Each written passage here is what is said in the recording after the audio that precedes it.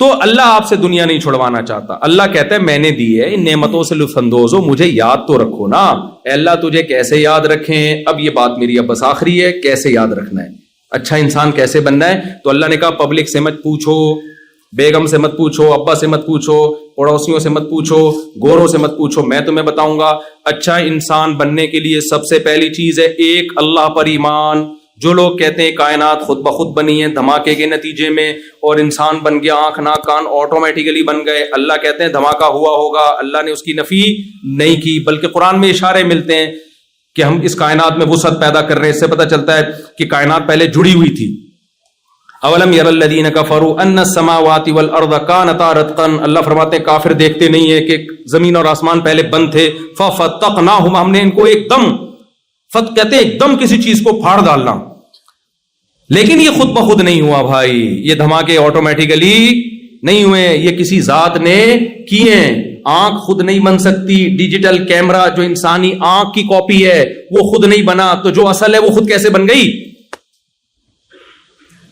تو پہلی بات آپ نے یہ اقرار کرنا ہے کہ یہ کائنات خود بخود نہیں بنی, کسی نے اس کو بنایا, کیونکہ بنانے والے کا انکار بہت بڑا جرم ہے, بہت بڑا جرم ہے. آپ اپنی جان چھڑا رہے ہو اللہ کے حکام سے. جب آپ نے کہہ دیا خود بخود بنی ہے, پھر حلال حرام کا کوئی کانسیپٹ رہے گا؟ پھر اللہ کیا چاہتا ہے, کن چیزوں سے خوش ہوتا ہے, کن چیزوں سے ناراض ہوتا ہے, آپ کہیں اللہ ہے ہی نہیں. یہ تو بہت بڑا جرم ہے. اللہ کہتا ہے بھائی میں نے بنایا ہے. دوسری بات, اللہ کیا کہتا ہے, اچھا انسان بننے کے لیے عقیدہ توحید. اللہ کہتا ہے میں ہوں, تو جو حق میرا ہے وہ مخلوق کو نہیں دینا, کسی پیغمبر کو بھی نہیں دینا وہ حق. وہ میرا حق کیا ہے؟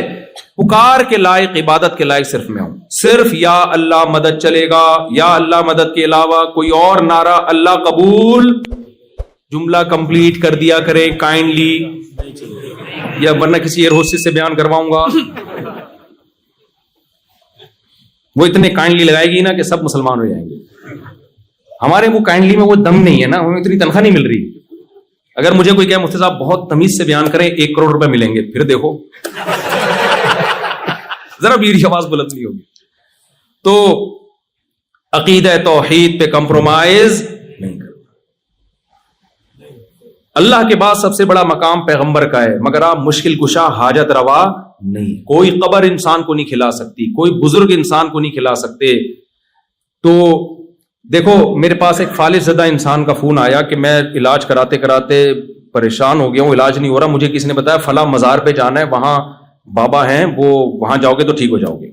میں نے کہا میرے بھائی آپ کا آدھا دھڑ کام نہیں کر رہا, آپ ایک ایسے بابے کے پاس جا رہے ہو دن کے دونوں دھڑ کام نہیں کر رہے, تبھی تو وہ قبر میں ہے. ذرا سی انگلی بھی ہل رہی ہوتی تو لوگ ان کو دفن کرتے. میں نے کہا جس کے بیچارے کے دونوں دھڑ کام نہیں کر رہے, وہ تمہارا آدھا دھڑ کیسے, اس کو شکر ہے سمجھ میں آ گئی بات. اس نے کہا میں نہیں جا رہا. میں نے کہا مسجد ہے بھائی, اللہ سے مانگو جا کے. تو فلا تدعوا مع اللہ احدا, اللہ کہتے ہیں سردہ گاہیں اللہ کے لیے, اللہ کے ساتھ کسی اور کو مت پکارو. بہت بڑا جرم ہے, اس پہ بخشش نہیں ہے. اس سے آپ کی نظر میں جرم نہیں ہے نا, ہماری اور آپ کی نظر میں جرم نہیں ہے, اللہ کی نظر میں بہت بڑا جرم ہے کہ میرے ساتھ کسی کو شریک کر لیا. سب سے پہلے عقیدہ توحید, اس کے بعد عقیدہ رسالت. ہمارا یہ عقیدہ اجماعی عقیدہ, قرآن نے حدیث نے بیان کیا, محمد صلی اللہ علیہ وسلم لاسٹ میسنجر آف گاڈ ہیں, آپ کے بعد کوئی پیغمبر نہیں آئے گا. یہ طے شدہ حقیقت ہے. تیسری بات, یہ تو عقیدے کی بات ہو گئی. آخرت پہ عقیدہ, ہم مر کے ختم نہیں ہو جاتے, ہماری باڈی ختم ہوتی ہے. اللہ سورہ طٰہٰ میں کہتا ہے منہا خلقناکم, میں نے اسی مٹی سے تمہیں پہلی دفعہ بنا دیا. تم نے اس کی لاجک تلاش کر لی, ایکچولی ہوا یہ تھا, ایکچولی یوں ہوتا ہے, اسپم بنتا ہے, پھر وہ ماں کے پیٹ میں جا کے یوں بنتا ہے. اللہ کہتے ہیں پھر میں تمہیں مار کے دوبارہ مٹی بنا کے ختم کر دیتا ہوں. تمہارے سائنٹسٹ میدان میں انہیں ایکچولی ایک نیچرل پروسیس ہے, یہ ایکچولی یوں ہوتا ہے. اللہ کہتے ہیں میں تمہیں اب دوبارہ ریورس کر کے انسان بناؤں گا. سائنسدان کہتے ہیں ایکچولی یہ ممکن نہیں ہے. اللہ کہتے ہیں کہ جس نے پہلی دفعہ کیا نا, اس نے سائنسدانوں سے پوچھ کے نہیں کیا, اپنی قدرت سے. 9 مہینے میں ماں کے پیٹ میں منی کا قطرہ, ایک اسپم جاتا ہے ماں کے پیٹ میں, اس میں 9 مہینے کے اندر اس پانی میں آنکھ, ناک, کان, دل, دماغ, جگر, گردے, پھیپھڑے, کلیجی بنتی ہے, پورا انسان بن کے باہر نکلتا ہے. ماں روٹی کھاتی تھی, اس سے پہلے بچے کی آنکھ, ناک, کان بن رہے تھے, برین بن رہا تھا. اب جب بچہ دنیا میں آیا اسی روٹی سے دودھ بن رہا ہے, اور وہ دودھ ماں کی چھاتیوں میں جا رہا ہے, اور بچے کو پتا ہے مجھے دودھ کہاں سے ملے گا, میرے حلق میں کیسے اترے گا. اللہ کہتے ہیں جو سائنٹسٹ یہ کہہ رہا ہے کہ یہ خود بخود ہو رہا ہے, وہ اللہ کا بہت بڑا مجرم ہے, وہ تمہیں خدا سے ہٹا رہا ہے. اکفرت بالذی خلقک من تراب, تم ان ایتھیسٹ سائنسدانوں کی باتوں میں آ کے اس خدا کا کیسے انکار کر رہے ہو جس نے تمہیں مٹی اور پانی سے بنایا؟ تمہاری عقل کو کیا ہو گیا بھائی؟ آٹومیٹیکلی نہیں ہے, یہ وہ ذات کر رہی ہے جس نے ہمیں بنایا. وہ خدا کہتا ہے کہ جس نے پہلی دفعہ بنایا وہ مٹی میں جان ڈال کے دوبارہ تمہیں انسان بنا کے حساب و کتاب کے کٹہرے میں کھڑا کرے گا. یہ کس کا؟ میرا اور آپ کا عقیدہ ہے یا نہیں ہے؟ اس پہ قائم رہو, اپنی اولادوں کو سکھاؤ بیٹا ہم مر کے ختم نہیں ہوتے. بچہ کہے گا ابو یہ تو جب کیڑے کھا جاتے ہیں ختم, اس کو بولو بیٹا پہلے کچھ نہیں تھے جس نے بنا دیا, تو ریپیئر کرنا تو آسان ہوتا ہے پہلی دفعہ بنانے سے, وہ دوبارہ بنائے گا. وَهُوَ بِكُلِّ خَلْقٍ عَلِيمٌ, وہ ہر طرح سے پیدا کرنا جانتا ہے. وہ یہ ہمارا عقیدہ ہے. اس کے بغیر اللہ کی نظر میں ہم اچھے بولو نہیں. یہ آخری بیان ہے, تھوڑا سا 5 منٹ میں آپ کے زیادہ لے رہا ہوں میں. بھائی تھک تو نہیں گئے؟ کوئی مسئلہ تو نہیں؟ جلدی سے میں چاہ رہا ہوں جلدی سے سمیٹوں میں. مجھے کہیں بٹھا دو نا, پولیس بلوانی پڑتی ہے اٹھانے کے لیے. تو زندگی کا آخری نہ ہو, یعنی اس سفر کا, آسٹریلیا کا. بعض دفعہ کلپ چلا دیتے ہیں مفتی صاحب کا آخری, تو اس کے بعد کیا ہونے والا ہے ان کے ساتھ. تو اب کیا ہے میرے بھائی, اللہ تعالیٰ کیا فرماتا ہے؟ عقیدہ توحید, عقیدہ رسالت, آخرت کہ ہمیں موت کے بعد دوبارہ زندہ ہوں, عقیدہ تقدیر کہ اچھا برا سب پہلے سے طے شدہ ہے. کچھ بھی ہوتا ہے اپنی طرف سے کوشش کرو اچھا ہو برا نہ ہو, جب ہو جائے ما قدر اللہ, جو کام طے ہونا تھا وہ ہو گیا. اب ٹینشن لینے کا. ایک سعودی عرب میں ایک عربی اپنے 2 بچوں کے ساتھ جا رہا تھا, پیچھے سے گاڑی آئی, بچے کی انگلی چھوٹ گئی نا, ہاتھ چھوٹ گیا, وہ کہیں روڈ پہ آ گیا بیچارہ بچہ, گاڑی نے اٹھا کے مارا اس کو, وہ درخت پہ جا کے چپکا ہے بچہ, اس کے سامنے بچے نے دم توڑا ہے. عربوں میں جہاں کچھ خامیاں ہیں وہاں کچھ بہت ساری خوبیاں بھی ہیں. وہ شخص جو اس کے ساتھ تھا نا, عربی کہہ رہے, میں نے اس عربی کا حوصلہ دیکھا. اس عربی نے کہا ما قدر اللہ, جو مقدر تھا وہ, کیونکہ اس میں نہ بچہ تو بیچارہ بچہ ہے, نہ باپ کی غلطی, باپ تھوڑی وہ کرتا.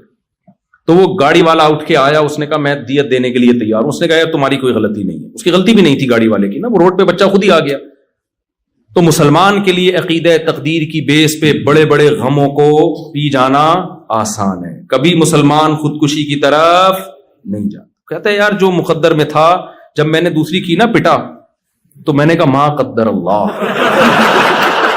ہاتھوں سے نہیں پیٹا کسی نے, جو زبان سے کوٹا گیا مجھے.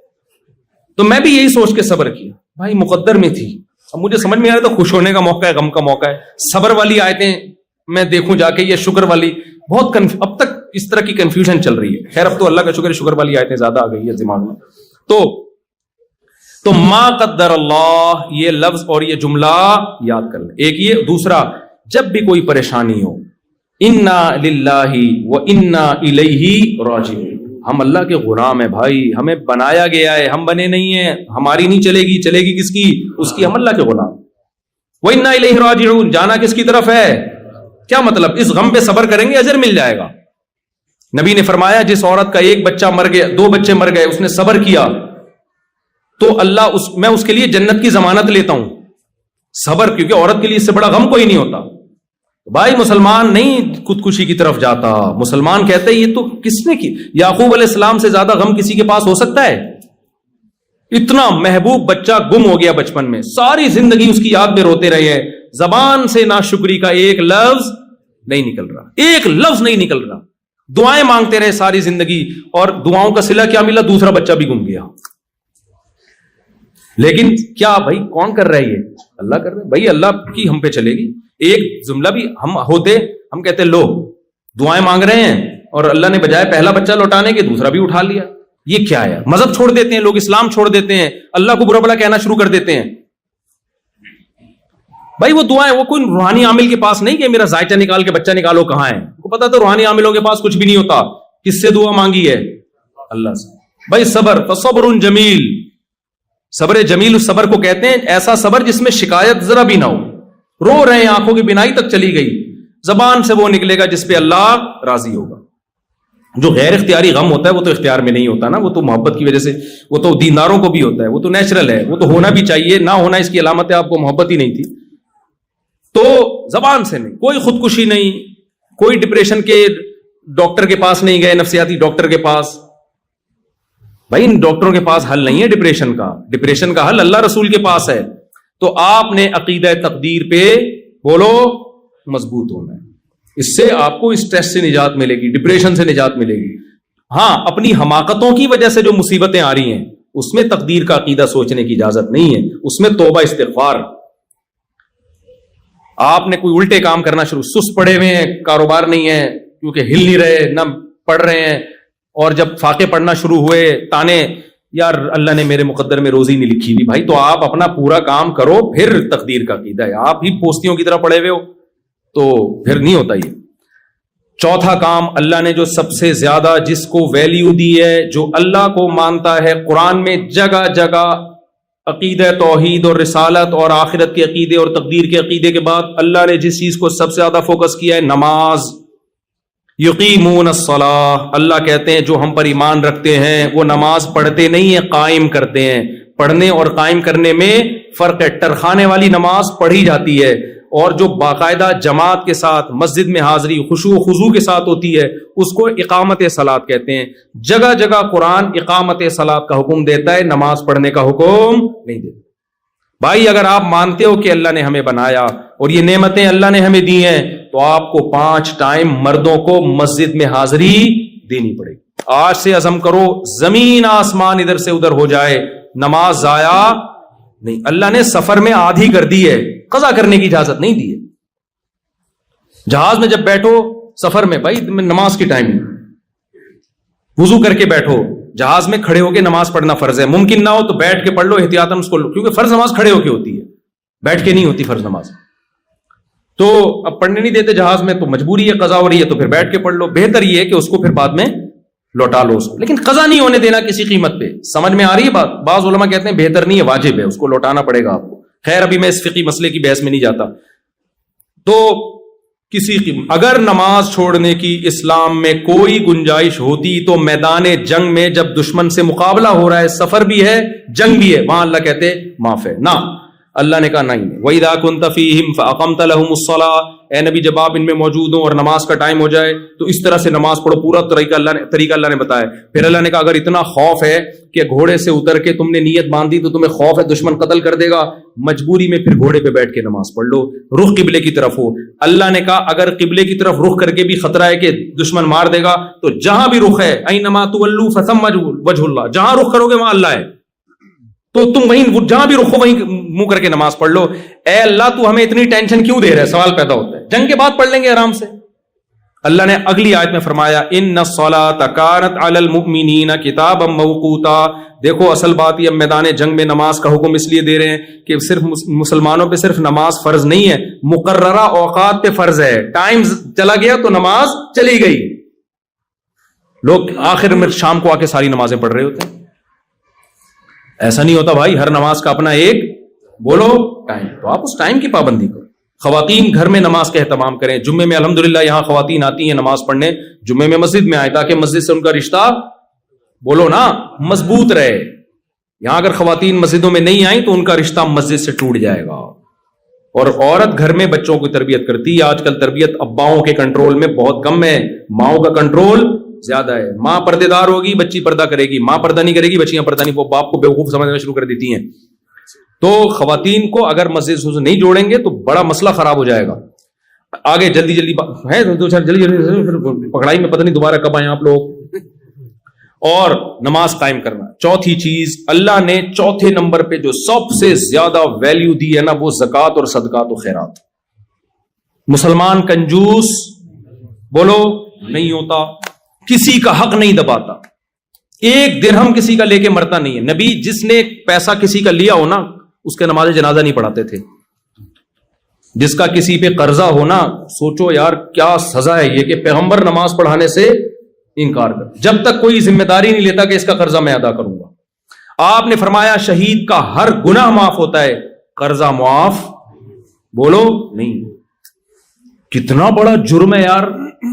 اور ان ملکوں میں آپ کو یہاں کے جو انگریز ہیں، گورے ہیں، ان سے زیادہ مالی معاملات میں ایک نمبری دکھانی ہے، کیونکہ یہ لوگ ایک نمبر بنتے ہیں گورنمنٹ کے لا کی وجہ سے. یہ ٹیکس ٹائم پہ ادا کرتے ہیں کیونکہ حکومت کا لا ہے.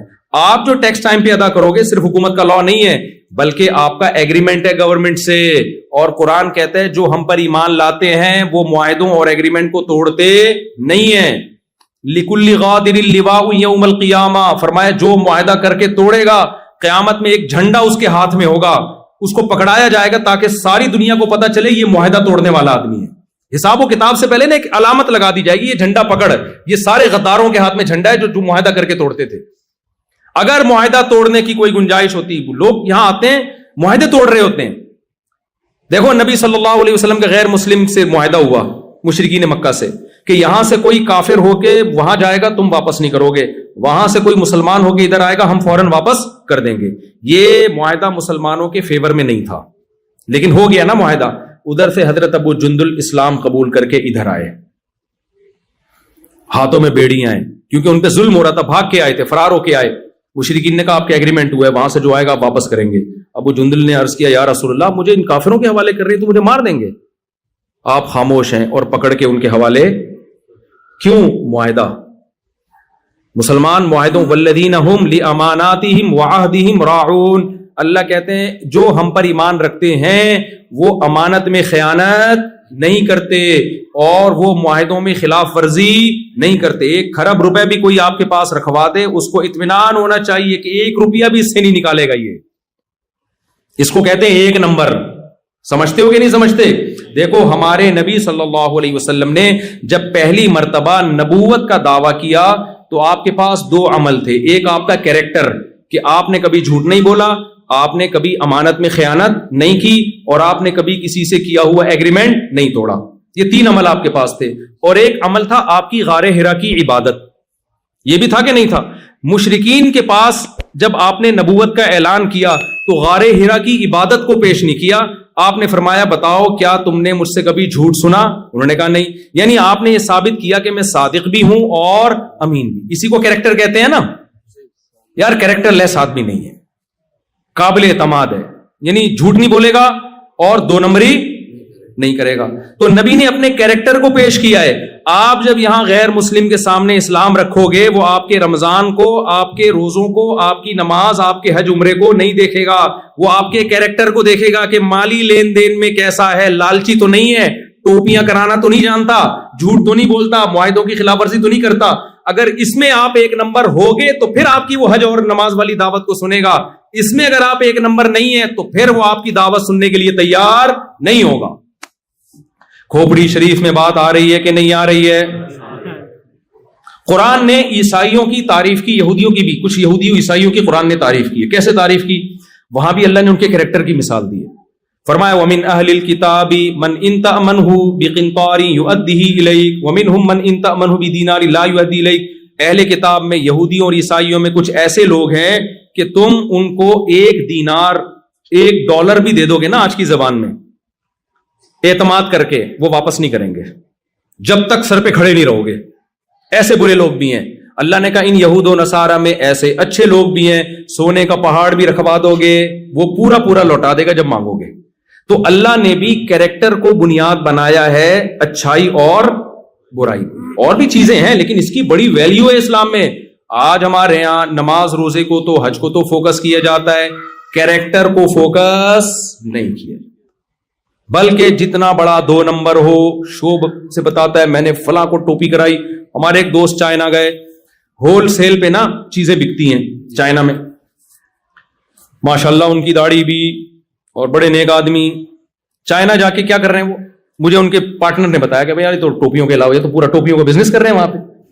میں نے کہا کیا بزنس؟ انہوں نے کہا بھائی یہ کیا کرتے ہیں ہول سیل پہ نا، جیسے مارکیٹ ہے ہول سیل پہ یہ چیز اس نے بتایا کہ یعنی میں آپ سے خریدوں گا ہول سیل پہ تو فی الحال آپ 1 دے دیں ٹیسٹ کرنے کے لیے، تو ہول سیل ریٹ پہ 1 چیز لیں گے، وہاں سے ہول سیل پہ 1 چیز، یہاں سے سب کو ٹوپیاں کرا کے ہول سیل ریٹ پر اتنا بڑا کنٹینر تیار کر لیا انہوں نے. بھائی آپ سب سے جھوٹ بول رہے، وہ اس بیس پہ دے رہا ہے کہ شاید کل مجھ سے خریدے گا تو مجھ سے خریدے گا، اور آپ 100 آدمیوں کو یہی ٹوپیاں کرا رہے ہو. تو کل آپ اس کو نماز روزے کی دعوت دو گے تو وہ کیا کہے گا، یار تو اپنی حرکتیں تو دیکھو، تم ہم سے جھوٹ بول رہے ہو. تو ٹوپیوں کا بزنس، اب اس کا ترجمہ پتہ نہیں مفتی خالد صاحب کیا کریں گے، یہ ان کی آزمائش، کہیں گے مجھے بڑی آزمائش میں ڈال دیا۔ تو بھائی مسلمان کیریکٹر کا 1 نمبر ہوتا ہے، 2 نمبر نہیں۔ آپ نے یہاں گورنمنٹ سے جو معاہدے کیے ہیں، آپ کو ان معاہدوں کو پورا کرنا پڑے گا۔ آپ کو اگر کوئی یہاں آفیسر رشوت لے کے بھی اللیگل کام کروا رہا ہے آپ سے، آپ اس کو بولو بھائی میں تجھے رشوت دے کے یہ غیر قانونی کام کر لوں گا، یہاں کی گورنمنٹ مجھے چھوڑ دے گی کیونکہ آفیسر کی پرمیشن سے کر رہا ہوں، ادھر کی جو آخرت والی گورنمنٹ ہے، جو اللہ ہے، وہ مجھے نہیں چھوڑے گا۔ اس لیے کائنڈلی یہ میرے مذہب کا حصہ ہے، میں کسی کے ساتھ ظلم اور ناجائز بولو نہیں کر سکتا۔ سمجھ میں آ رہی ہے بات؟ اس لیے آپ ٹائم پہ ٹیکس دے دیا کرو، آپ کا امیج گورنمنٹ کی نظر میں اچھا جائے گا کہ انڈیا، بنگلہ دیش اور پاکستان سے جو مسلمان آتے ہیں، انہوں نے ہم سے معاہدہ کیا تھا جب انہوں نے نیشنلٹی کے لیے یا رہنے کے لیے اپلائی کیا تھا، تو اس میں ان سے کچھ فارم پہ سائن لیے گئے تھے فری پھوکٹ میں، یہاں داخلہ یہ کسی کو اس بیس پہ یہاں انہوں نے گھسنے دیا کہ آپ کی جو آسٹریلیا کا وزیر اعظم ہے آپ کے خالو ہیں، وہ جی میرے خالو ہیں، اس لیے میں یہاں اس سلسلے میں آنا چاہتا ہوں، صحیح ہے نا؟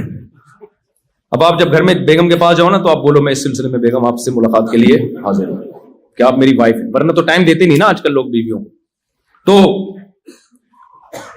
تو آپ نے یہاں، کیونکہ ان کے لیے بہت بڑا مسئلہ ہے، میں یورپ میں گیا نا، وہاں پتا چلا کہ ٹیکس چوری کرنے میں الحمدللہ بہت بڑا ریکارڈ ہے۔ کس کا ہے یہ میں نہیں بتاؤں گا، پھر لوگ مجھے پاکستان میں تنگ کرتے ہیں کہ آپ ایسی باتیں کرتے ہو ہمارے خلاف۔ ٹیکس چوری کرنے میں، اور میرے بھائی وہاں اور یہاں میں کم از کم اتنا فرق تو ہے کہ یہاں آپ سے اگر ٹیکس لے رہے ہیں تو آپ کو وہ فائدے بھی تو دے رہے ہیں نا۔ یہ کیا بات ہے یار، فائدہ لیتے ہوئے آپ بھرپور طریقے سے فائدہ اٹھاتے ہو، اور دینے کی باری آتی ہے تو ڈنڈی مارتے ہو۔ ہانگ کانگ میں نے ایسے مسلمز دیکھے ہیں جو کیا کر رہے ہیں، اپنے آپ کو بے روزگار شو کر کے فری پھوکٹ کے پیڑے کھا رہے ہیں گورنمنٹ سے لے کے۔ یہاں بھی ایسے ہوں گے ماشاءاللہ، شاید بیان میں بھی ہوں، اللہ معاف فرمائے۔ اب توبہ کر لو بھائی۔ $3000 آسٹریلین گورنمنٹ دے رہی تھی بے روزگاروں کو، چھپڑ میں کاروبار چل رہا ہے، مزدوری چل رہی ہے، کام چل رہا ہے، اور ادھر سے کیا لے رہے ہیں، بے روزگاری کا الاؤنس لے رہے ہیں۔ کس قدر بے شرمی کی بات ہے یار۔ ایک حکومت تم پر احسان کر رہی ہے، احسان فراموشی کا تقاضا یہ ہے کہ تم چھپڑ میں وہاں سے کما بھی رہے ہو اور ادھر سے، یہ تو حرام خوری ہو گئی نا۔ اس سے بڑی بھیک کوئی ہو سکتی ہے؟ ہمارے نبی نے بغیر دھوکے کے بھیک مانگنے سے منع کیا ہے۔ ایک صحابی نبی کے پاس آئے، کچھ نہیں ہے، آپ نے فرمایا جاؤ گھر میں جو کچھ ہے لاؤ، بیچا، اس کو کلاڑی دی، ان صحابی نے لکڑیاں کاٹ کے لا کے بیچ کے بزنس شروع کیا۔ آپ نے فرمایا لوگوں کے سامنے ہاتھ پھیلانے سے بہتر ہے کیا کرو، کاروبار کرو۔ جب لوگوں کے سامنے ہاتھ پھیلانا، حالانکہ وہ دھوکہ دے کے نہیں پھیلا رہے تھے، واقعی غریب تھے وہ، آپ دھوکہ دے کے گورنمنٹ کے سامنے ہاتھ پھیلاؤ، یہ زیادہ برا ہے یا نہیں ہے؟ اور اس سے اسلام بدنام ہو رہا ہے، آپ کا کنٹری بدنام ہو رہا ہے، آپ کا ملک کا امیج۔ ہم حکمرانوں کو گالیاں دیتے ہیں یار ہمارا امیج خراب کر کے رکھا ہوا ہے، تو عوام نے کون سا اپنا امیج پاکستان کا بحال کر کے رکھا ہوا ہے؟ حکمرانوں نے اگر ہمارا امیج دنیا میں خراب کیا ہے تو عوام نے بھی اپنی حرکتوں سے خراب کیا ہے۔ یہ لوگ آپ کی نماز روزے کو نہیں دیکھیں گے، یا آپ کے حج اور رمضان کی تراویح کو نہیں دیکھیں گے، یہ دیکھیں گے یہ لوگ ٹیکس ٹائم پہ جمع کراتے ہیں کہ نہیں کراتے، لا کو فالو کرتے ہیں کہ نہیں کرتے۔ اگر آپ کا امیج ان کے سامنے یہ چلا گیا کہ یار یہ لوگ ہمارے لیے خطرہ نہیں ہے، ملک کے امن و امان میں اور کرمنل ایکٹیویٹیز میں مبتلا نہیں ہے، تو یہ آپ کو اور زیادہ سہولتیں دیں گے۔ اور اگر آپ نے ان کے اگینسٹ چلنا شروع کر دیا، جائز کاموں میں بھی ان کی مخالفت کرنا شروع کر دی، تو بھائی صرف آپ بدنام نہیں ہوگے، آپ لوگوں کو اللہ کے راستے اور اسلام سے روکنے کا سبب اور ذریعہ بن جاؤ۔ تو اس لیے معاہدوں کی خلاف ورزی بولو مت کرو۔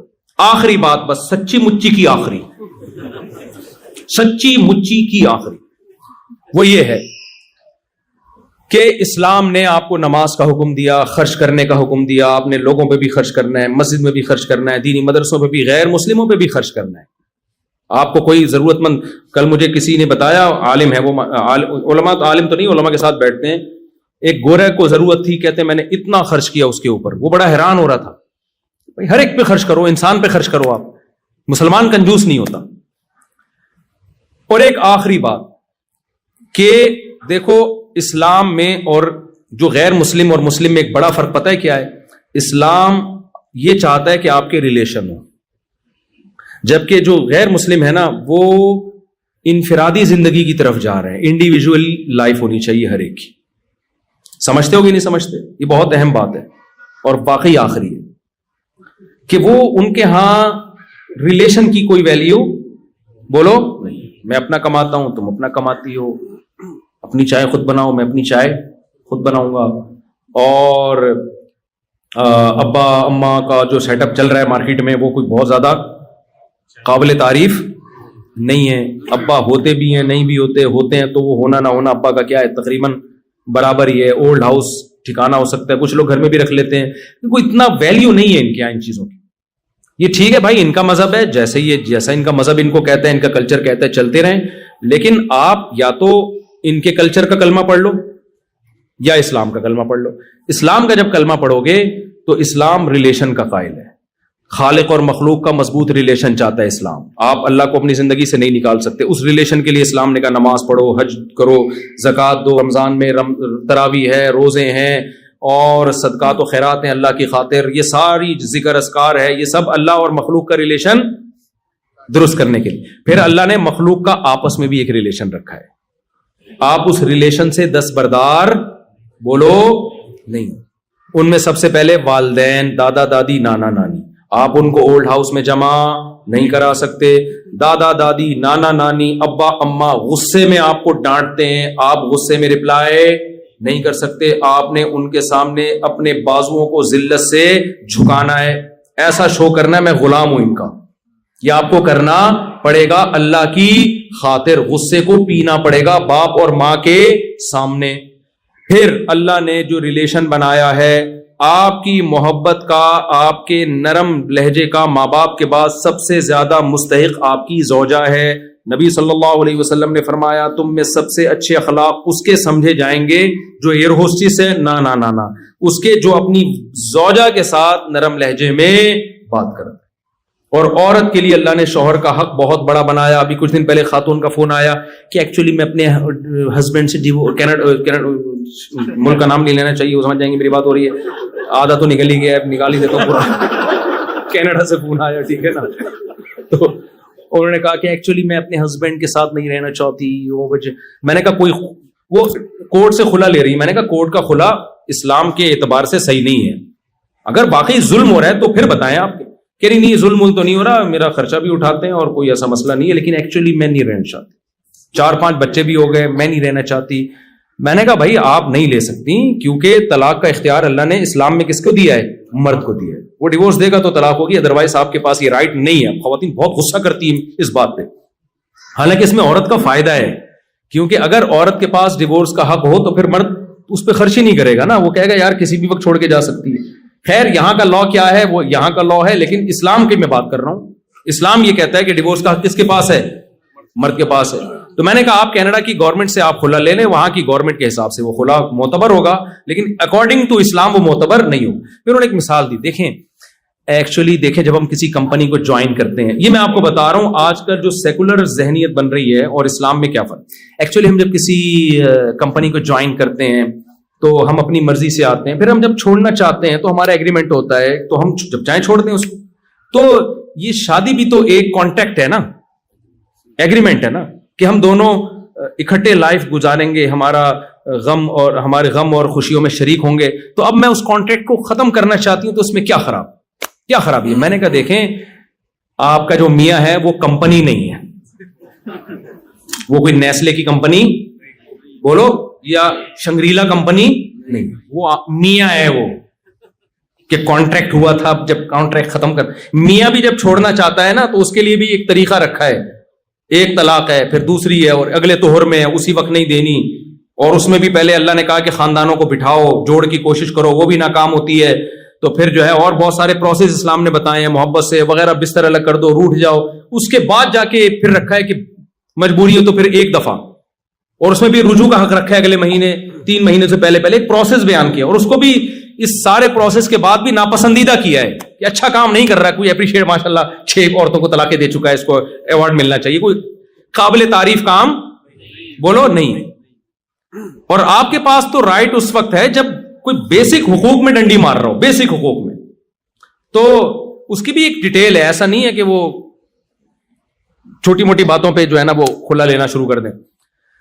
تو میں نے کہا آپ اپنے میاں کو کمپنی سمجھ رہی ہیں, یہ نیسلے کی کمپنی بولو بھائی, یہ میاں ہے, اس کا ریلیشن ہے, اس کو راضی کریں گی تو جنت میں جائیں گی, یہ ناراض ہوگا تو جنت نہیں ملے گی.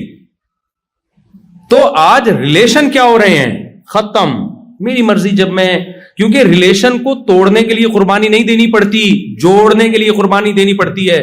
جس آدمی کی بیوی کو 20 سال 30 سال فالج رہا, اور کمال کی بات ہے وہ خود 99 سال میں فوت ہوئے ہیں ان کے ہسبینڈ. مجھے وہ حدیث یاد آئی, نبی نے فرمایا جو چاہتا ہے نا اپنی عمر میں برکت ہو وہ رشتہ داری جوڑے. تو بیوی سے بڑا تو رشتہ کوئی نہیں ہوتا.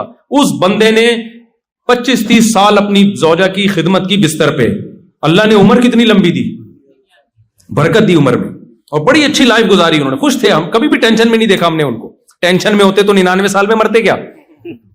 ٹینشن والا آدمی خود بھی مرتا ہے اور دوسروں کو ٹینشن دے کے ان کی عمریں بھی کم کرتا ہے. جب بھی بیٹھا ہوا نا جیسے توے پہ بیٹھا ہوا ہے, ٹھیک ہے نا, ٹینشن دے دے کے مارتا ہے لوگوں. تو اب انہوں نے کیا کیا میرے بھائی, دیکھو اللہ کا خوف تھا نا کہ ریلیشن, اسلام کیا چاہتا ہے, ریلیشن, تو مضبوط کیا ریلیشن کو. تو ریلیشن توڑنے کے لیے قربانی نہیں دینی پڑتی, ریلیشن جوڑنے. تو آپ یہاں رشتہ داری والے سسٹم کو مضبوط کریں. رشتہ داری بنائیں بھی جوڑے بھی, بنتی شادی سے, نکاح ہوگا, بچے ہوں گے, رشتہ داری بڑھے گی نا. پھر آپ کے بچوں کے چاچے مامے ہوں گے. ابھی میں جاپان میں گیا تو وہاں جو پشتو لوگ تھے ان کے چاچے مامے 100 افراد ایک خاندان کے, ایک ہی خاندان. تو رشتہ داری پھیل گئی نا. تو رشتہ داری پیدا بھی کرنی ہے اور اس کو پھر جوڑنا ہے. ہاں شرعی حدود کے اندر. ایسا نہ ہو آپ نے ایک میوزیکل شو کا انتظام کیا ہے, رشتہ دار اس بہانے جمع ہو جاتے ہیں سارے کے ساتھ, بھاڑ میں جائے, ایسا جمع ہونا نہیں چاہیے. یا بے پردگی شروع ہو جائے کہ اپنی وائف کو ان کے اس کے ہسبینڈ سے ملا رہے ہیں اور اس کی وائف آپ سے ہا ہا ہو ہی کر کے مل رہی ہے تاکہ ہم ایک فیملی کی طرح. نہ بھائی, محرم نامحرم کا فرق اللہ نے رکھا ہے. اس محرم نامحرم کے فرق کے ساتھ رشتہ داری کو آپ کو جوڑنا پڑے گا, گیدرنگ کرنی پڑے گی, ایک دوسرے پہ خرچ کریں, ایک دوسرے کو دیکھیں, کوئی ضرورت تو نہیں ہے. اللہ نے غیر مسلموں پہ بھی خرچ کرنے کا حکم دیا اور اپنے رشتہ داروں کو زیادہ فوکس کیا ہے. نبی نے فرمایا ایک صدقہ غیروں کو دیتے ہو اس سے 1 ثواب ملتا ہے, جب رشتہ داروں کو دو گے خرچ کرو گے تو دگنا ثواب ملے گا. کیوں؟ ایک صدقے کا, ایک رشتہ داری جوڑنے کا. کیونکہ پیسوں سے جتنا رشتے جڑتے ہیں دنیا میں کسی چیز سے نہیں. کتنا بھی روٹھا ہوا ہو نا, پیسے پکڑا دو اس کی جیب. کوئی بھی, آخری بات ہے, آخری مثال, پیسے سے جڑتا بھی ہے ٹوٹتا بھی ہے. آج کتنے لوگ ہمیں شکایت کرتے ہیں, یار ہمارے رشتے دار آسٹریلیا آئے, پیسہ آ گیا, اب ہمیں سلام کرنا بھی انہوں نے چھوڑ دیا. جب پاکستان جاتے ہیں نا تو ان کو انسلٹ محسوس ہوتی ہے, یہ رکشے والا میرے پاس آ کے کیوں بیٹھ رہا ہے, یہ ٹماٹر والا ہے, یار یہ میرے سٹینڈرڈ کا نہیں ہے. او بھائی, آپ کا بھائی ہے, آپ کی بہن ہے, آپ کا چچا زاد ہے, آپ کا کزن ہے, آپ کی کزن ہے. آپ کو تکبر زیب یہ اللہ کی دین ہے, کسی کو زیادہ دیتا ہے کسی کو کم دیتا ہے. آپ نے ان کے ساتھ ذرا بھی اکڑ دکھائی نا, اللہ کی نظر میں فرعون بن جاؤ گے آپ. فرعون کے ساتھ ٹیکنیکل فالٹ کھوپڑی کا ہی تو تھا, پیسہ عزت آئی تو کھوپڑی نے کام کرنا چھوڑ دیا.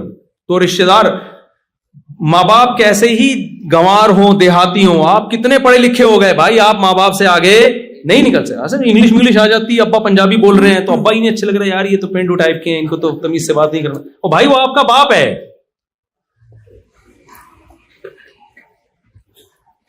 آپ کو اسی کے قدموں میں, جاہل باپ کے جاہل ماں کے قدموں میں ہی جنت تلاش کرنی پڑے گی, آپ اس سے آگے نہیں نکل سکتے. آپ کا بھائی ہے, آپ کی بہن ہے, آپ کے رشتہ دار ہیں. نبی نے فرمایا رشتہ داری توڑنے والا جنت میں نہیں جا سکتا. تو آپ کو ریلیشن کو جوڑنا پڑے گا, پیسوں کے ذریعے بھی, اخلاق کے ذریعے بھی. نبی نے فرمایا رشتہ داری جوڑنے والا وہ نہیں ہے کہ وہ تم سے جڑے تم بھی جڑو, یہ تو سب کر لیتے ہیں. فرمایا جو ٹوٹ رہا ہے اس کو بھی جوڑنے کی کوشش کرو. کس کی خاطر؟ اللہ کی خاطر. اصل میں یہ جو ماں باپ کا تذکرہ آتا ہے نا, تھوڑا سا میں تھوڑا کنٹرول سے باہر ہو جاتا ہوں.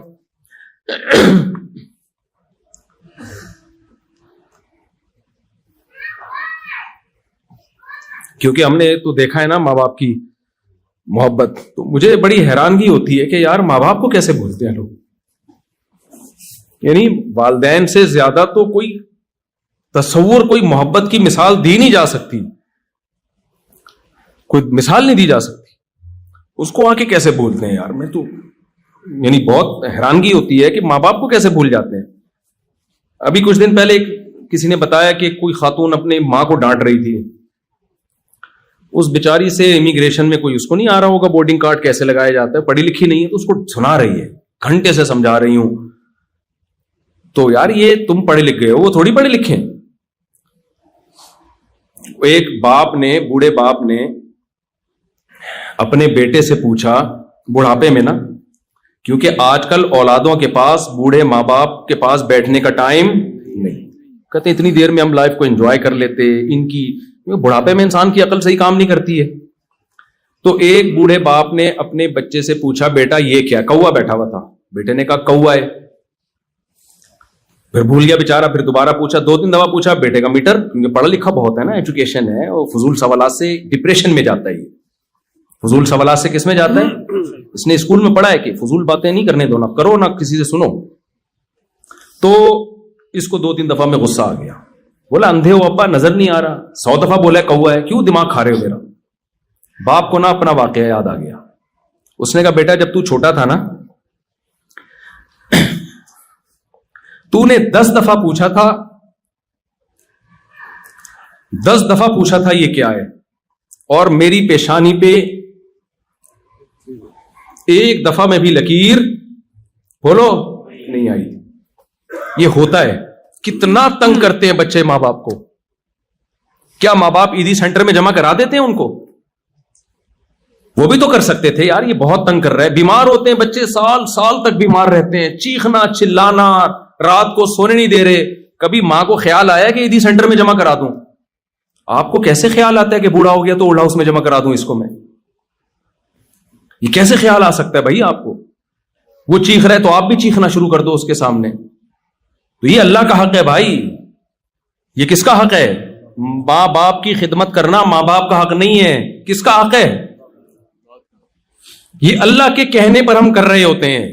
اللہ نے آرڈر دیا ہے ہمیں. عیسیٰ ابن مریم ماں کی گود میں تھے جب اللہ نے بولنا سکھایا. تو ماں کی گود میں جب بول رہے ہیں نا کہ میں بغیر باپ کے ہوں, میں ولد الزنا نہیں ہوں, مجھے کس نے پیدا کیا؟ اللہ نے. اسی وقت کہہ رہے ہیں کہ مجھے اللہ نے حکم دیا ہے کہ نماز قائم کروں, زکات دوں, وبرم بوالدتی, میں پیغمبر بنوں گا, اور ایسا پیغمبر جو قرب قیامت میں نازل ہو کر مسلم امت کی قیادت کروں گا. لیکن مجھے حکم دیا ہے کہ میں اپنی ماں کے ساتھ اچھا سلوک کروں. اتنے بڑے پیغمبر کو اللہ ماں کی گود میں بتا رہا ہے کہ بڑے ہو کر اپنا مقام دیکھ کر اپنی ماں کو تمہیں بھولنے کی اجازت بولو نہیں ہے. تو بھائی یہ بہت بڑا حق ہے, اس کو آپ ہلکا نہ سمجھیں. یہاں نسلیں بڑی بدتمیز ہو رہی ہیں آج کل کی. جن گھروں میں ماں باپ کا احترام ہے نا, وہ پتہ ہے وہ ماں باپ ہیں جنہوں نے اپنے باپ اور ماں کی حیثیت ہی ختم کر دی ہے. وہ اولاد کے سامنے جھک گئے ہیں. ان گھروں میں ماں باپ کی چلتی ہے, یعنی ماں باپ کے ساتھ اچھا سلوک ہے, کیونکہ باپ اپنے آپ کو باپ سمجھتا ہی نہیں ہے. اس نے کمپرومائز کر لیا, بھائی یہ بیٹا ہے, کسی بھی وقت اس کا میٹر گھوم سکتا ہے. میرے پاس کیس آتے ہیں نا کراچی میں, تو باپ بگڑا, بیٹا بگڑا ہوا ہے تو باپ بیٹے کو لے کر آتا ہے کہ یہ بگڑا ہوا ہے. بیٹا اتنی اونچی آواز سے بات کر رہا ہوتا ہے نا, اور باپ بڑے نرم لہجے میں. باپ کو ڈر ہوتا ہے اگر میں نے تھوڑا اونچی آواز سے بات کی, یہی مفتی صاحب کے سامنے مجھے سنا دے گا. پھر بیٹا بتا رہا تھا میرا باپ یہ ہے, میرا باپ یوں ہے. مجھے لگتا ہے کہ یار تو اپنے اسٹائل سے بتا رہا ہے کہ باپ تو ہے اور اولاد تو نے اس کو بنا کے رکھا ہوا ہے. تو بھائی اللہ کے بعد سب سے بڑا حق کس کا اللہ نے دیا ہے؟ اولڈ ہاؤس میں نہیں جمع کراؤ, ان کی خدمت کرو, ان کے پاؤں میں جنت تلاش کرو. تو اسلام کا حکم نماز ہے, شراب سے بچنا, زنا سے بچنا, روزہ رکھنا, حج کرنا, اللہ سے ریلیشن. اس کے بعد اللہ نے کس سے ریلیشن بتایا ہے؟ مخلوق سے. تو آپ نے ریلیشن بنانے بھی ہیں اور ریلیشن کو آپس میں جوڑنا بھی. جو کچھ کہا سنا, اللہ ہم سب کو اس پر عمل کی توفیق عطا فرمائے.